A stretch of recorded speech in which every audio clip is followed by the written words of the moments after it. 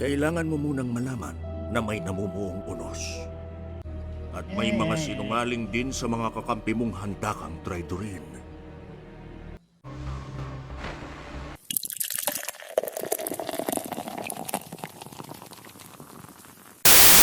Well, this was bound to happen eventually. I have now taken the spot of Timmy as the host, but probably just for this one episode and maybe even the second. Who knows? As always, I am joined by my uncle, Jai. I'm forced to be here. I had a gun put in my head. No, I'm just kidding. And as always, it's me, Nico. So last episode, we found out a little bit more with the flashbacks with female Rambo Ramona. She was doing some kind of ritual with to bring her, apparently her lover, back into this world. And then we had a story about Aurora and Chinak. So how did you feel about like those kinds of revelations in that story with Aurora, Uncle? Okay, that was a crazy episode. I was just finding out like the origins of the twins. Ooh. And like how their powers manifest and everything. And then Ramona is actually their mom. Then you see like the kids, little twin kid shooting someone's head off with a gun. That's pretty intense. So I don't know what's gonna happen. I'm kind of speechless when you think about it. Yes, a lot to take in, and kind of a lot of things you want to see next in the next episode coming in. Yes, I agree with everything you said. I am a very big fan of the Kambal, so finally getting to see their backstory. Like even though I've already seen it in the magic guns and then the masks manifesting, like all of that is just like I cannot talk about that enough because it's just truly such a blessing to finally see that on screen. So we'll be doing episode 4 today, and the description says when Trese fights to undo a spell that sent zombies to attack the police station, Hank tries to uncover details about the coming turmoil. Oh, so we're gonna get another episode with Hank, the pimp Hank's with back the guns. Opens the trunk. He opens the trunk. He has his pink suit and he has his shotguns. So with that said, let's get right into it and let's see if we can try to get this countdown without my kuya here. So, 11, 12, 13. We're starting where we left off with the flashbacks. Oh my god. Oh no. Gusto ko pa! Ooh. Oh.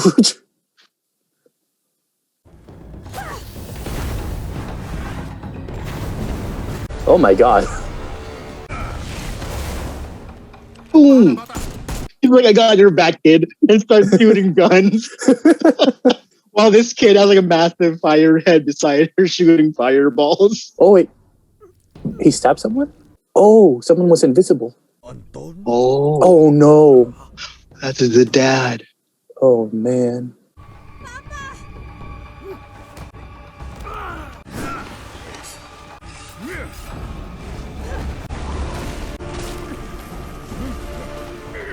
Oh, laman lupa.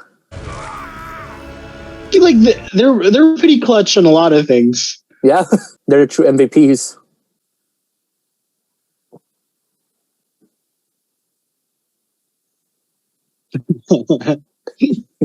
Classic. Ooh. May batang pandesal. Ooh, you can never go wrong with that. Mm-hmm. Ooh, jeepney. Solitaire. It's playing solitaire. Y'all tabs now into it. Hoy! Tama na yan! Basta alam ko po na nabantong isang to. Iba ang nakikita ko. Pasensya ka na sa mga tao ko. Hindi pa sila tapos magbilang, pero mukhang mahigit 50 bangkayang nawawala. I wonder if they pay Trese, Like, I've been solving a lot of your cases. Maybe hand a little bit of cash over here there. Maybe. Matindi rin pala kayong sumuntok, bossing. Oh, there's Hank. Ano bang problema, bossing? Sabi ni Amang Paso, may mga kakambit tayong sinungaling. Kailangan nilang matakot, isa akin. Kung tatay mo yan, kakausapin niya ang konseho. Susubukan muna niyang ayusin sa mapayapang paraan. May kaso si Guerrero. Sige, bossing. Tulungan niyo ang captain. Kailangan niyo And ng I just hope Hank Kahit hindi doesn't na, betray kaya namin bumiyahe. the group. Oh, yeah, that's true. He seems like such a chill dude. They're sweating, wearing suits. Mas hot pa kaysa sa akin. Iniimbestigahan na namin kung saan napunta ang bangkay ng mga kaanak nyo. Naka-Amerikana pa rin kayong dalawa. Ilang bangkay ang nawawala? Style before comfort. Anak ng inang bakal. His bottle caps. Saradong tindahan ha. Busy ako. Oh, that was 2 chalk nuts. Oh no. Wala ako naririnig o nakikita. Kumanta ka na kung ayaw mong... Oo na! Oo na! Kung ako ang tatanungin, huwag kayo masyado makialam at magdasal na sana makaligtas tayong lahat ng buhay. Chocolate. Oh, there we go. Oh, there you go. Oh.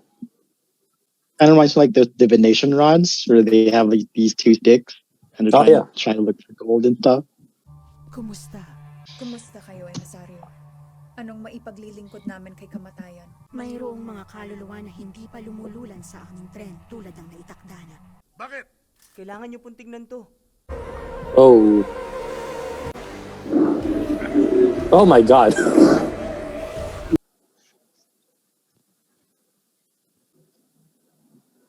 Sinumpang batong buhay panawag sa patay. Emisario, pakisabi kay Ibo, parating ng mga kaluluwa. Ibwa! Balita ko naghahanda na raw kayong lahat ha. Sasabihin mo sa akin ngayon kung anong kinakatakot mo. Oh, it's that dude from episode 1. Yeah, that's right. Naghahanda lang kami. Sakaling kami na ang pultirihin. Yun lang ang alam ko. Oh. There are like exploding heads in this. Oh, not a... No. Tama na, Tapia. Evacuate na tayo ngayon na. Oh, did he shoot the kid? Pero kailangan na nating tulungan. I think he shot the kid. Yeah, he shot in the the kid. face probably. Hindi sila mapigilan eh.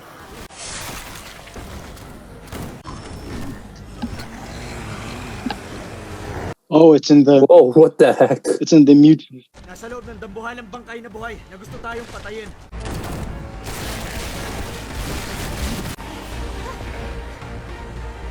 Iwan na natin ang estasyon na to.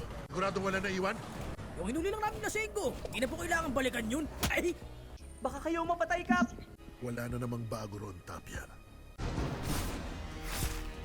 It's a comedic scene in a weird way. This little girl just like smashed into some big cadaver's body. Team Trese on 3! Dugo ng dragon. She drinks the blood too. Yeah. Because for a dragon gate, you have to be a dragon to get to use it. So they all have to drink it too. Yes. Oh my gosh. Oh god. Ooh. May tao rito? Buhay ka pa ba? Shit. Ali talagang takutin ng mga pulis. Sa dami ng mga pinatay nyo, ang lalaking duwag nyo pa rin. Palalayain na kita, iho. Di ko kailangan ng tulong, tanda. Ganda ng palabas mula rito. Oh shit. Ooh. Oh my. Kailangan mo na alalay, Kap? It's like every episode gets bloodier and bloodier. I know.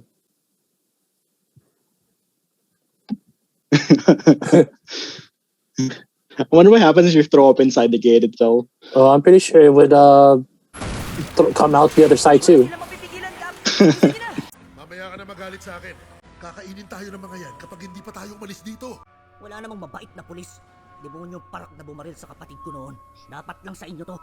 Umalis na tayo habang may pag-asa pa tayong mabuhay. Anong pangalan ko? Kita mo na. Hindi kami mga tao para sa inyo. Numero lang. Pangkuta lang.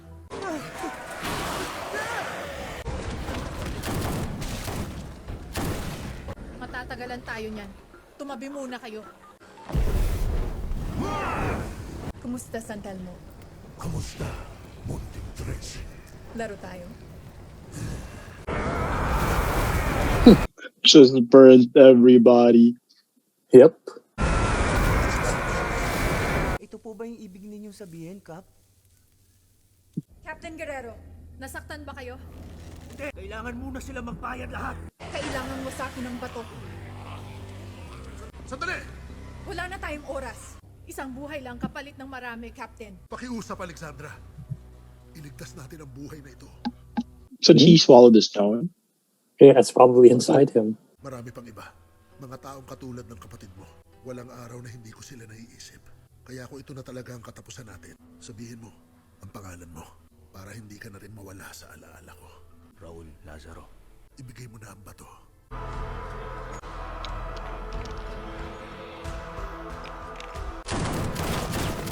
Ooh, it's just like Infinity War. They snapped the fingers. Ito, medyo luma na. Pero pinakamasarap pa rin dito. Salamat po. Napakabuti niyo, Captain. Ginagawa ko lang palagi ang makakaya ko. Yun ang trabaho natin, hindi ba? Sobrang So that's the diabolical then. Yes. Pakikumusta mo na lang siya para sa akin, ha? Sensya na pare, sarado pa kami. Oh no!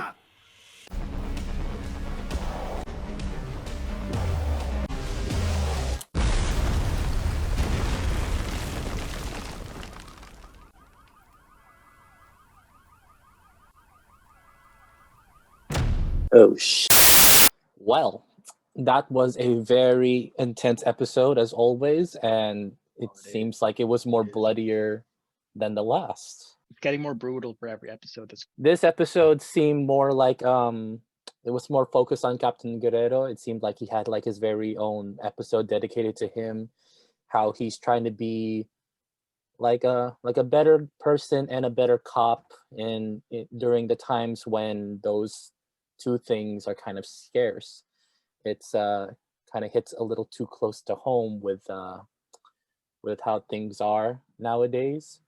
But I think they did a solid job showing more of Captain Guerrero as, instead of just being the police that always calls Trese for help, he is a very kind man who knows the names of the victims that unfortunately couldn't be saved. So this episode takes inspiration from a chapter in book 2 where the premise was about the summoning stones being used to resurrect the dead, attacking the police headquarters. So that, for the most part, it stayed true to form, except for the Captain Guerrero centered part. That one is actually original and was very nice for sure to Yeah. again. Yeah. But what about you, Ninong? What did you think of the episode?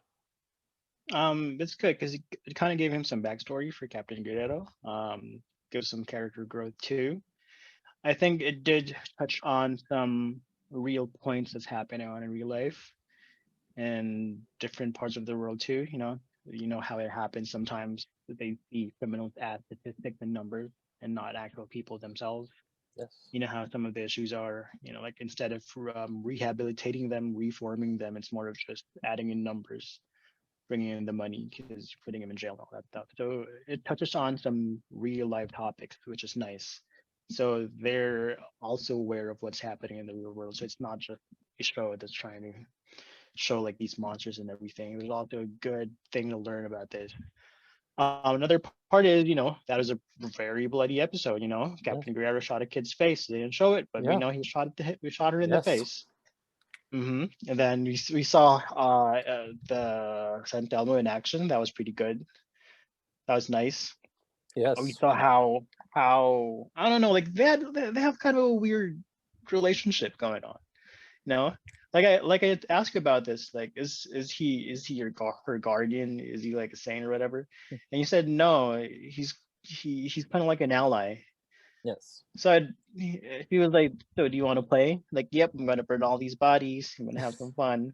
Then goes back into the phone. I don't know what he does in there, but they have like a weird dynamic, which is okay, which is nice. But it's more of, what is he exactly? Well, I still stand by what I said. By he's their ally, but I don't think he's a bad guy.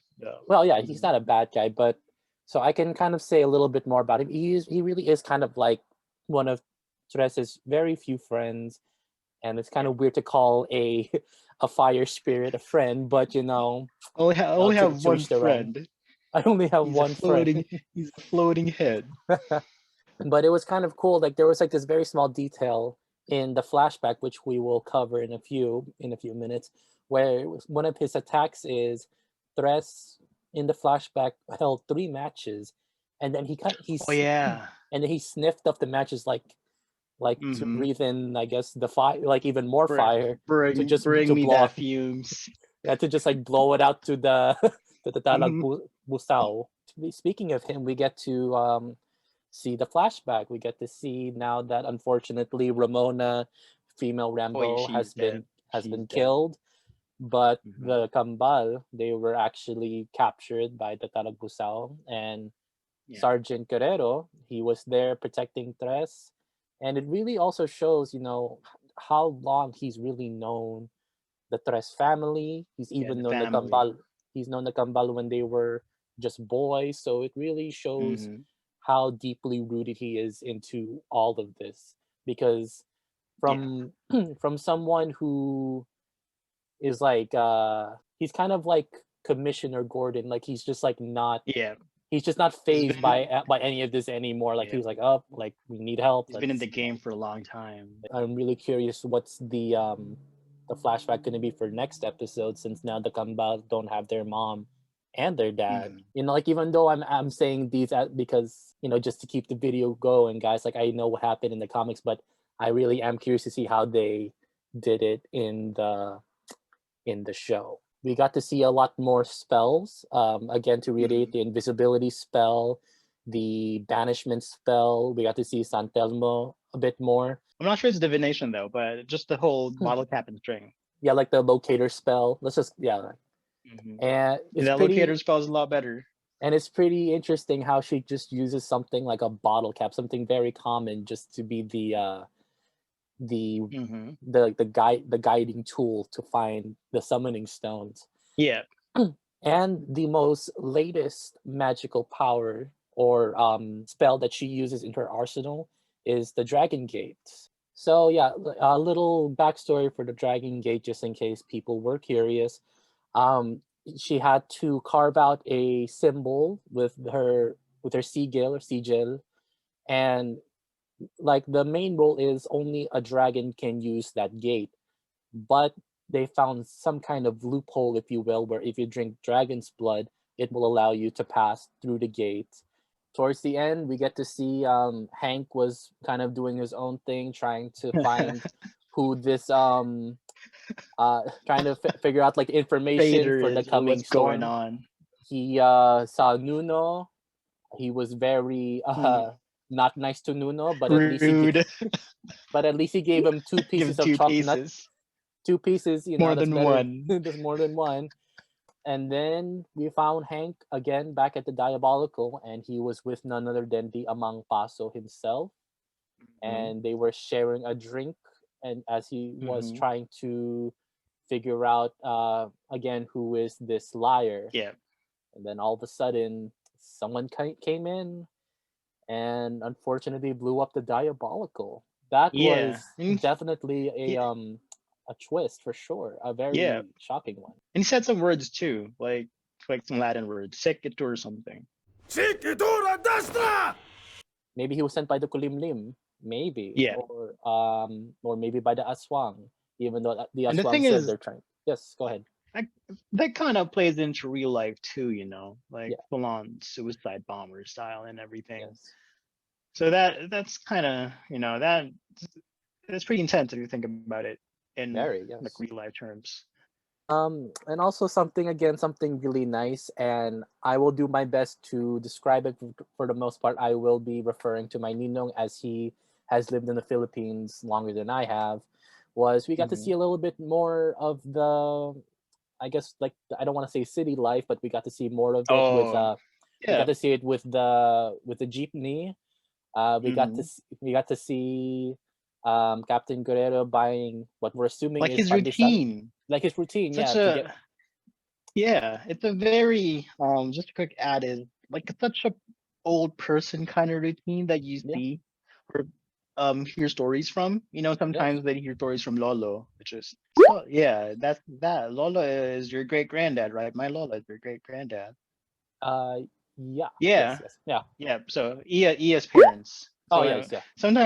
sometimes they talk about Lolo and how he do his exercises in the morning. The Yeah. stretches and all that stuff. Yes. So you would see Captain Guerrero's routine. It's such like a routine that a lot of people used to do back then, and it's such a normal thing. You could connect these memories of I remember like when they would say Lolo would um do his stretches early in the terrace and all that stuff.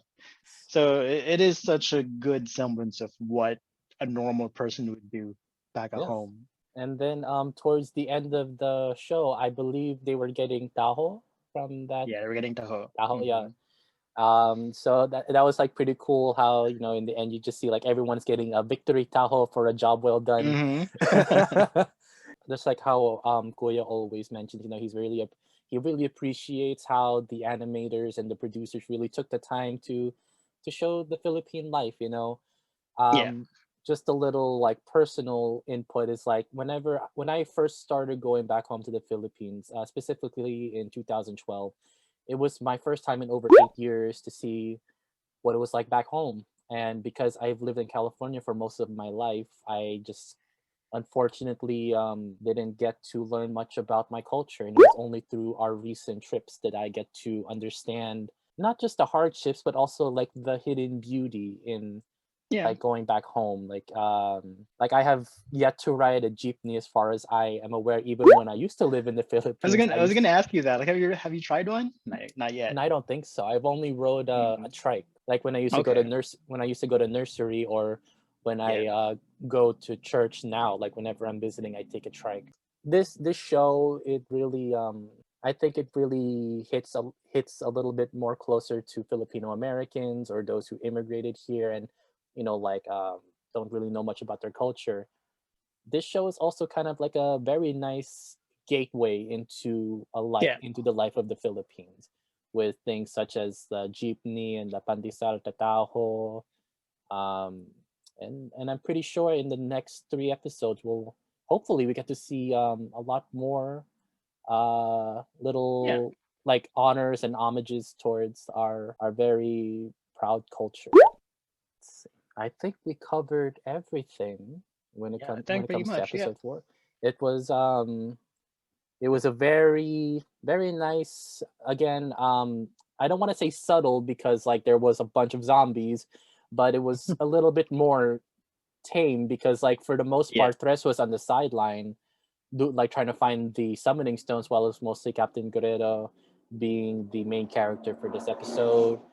So I'm very excited, and I'm now very, very excited to see what episode 5 has in store. Just 2 episodes left in this season, and I have yet to dislike one because it's just really been uh, it's been very, It's a very delight to watch. good. It's a very delight. Yes, that's the word I was looking for. Well, guys, with that said, if you guys like this video, please give it a like and please subscribe if you want to see more. If you guys want to see more of me and my uncle and not Timmy, please comment that down below and we'll be doing it from now on. Who knows, maybe we might even do the next episode without him. We'll see. But for sure we would be doing the last episode with him because that would be kind of mean if we didn't. Yeah. So again, for my Ninong, we'll say goodbye and we'll see you guys in the next episode. See ya. Catch you guys later.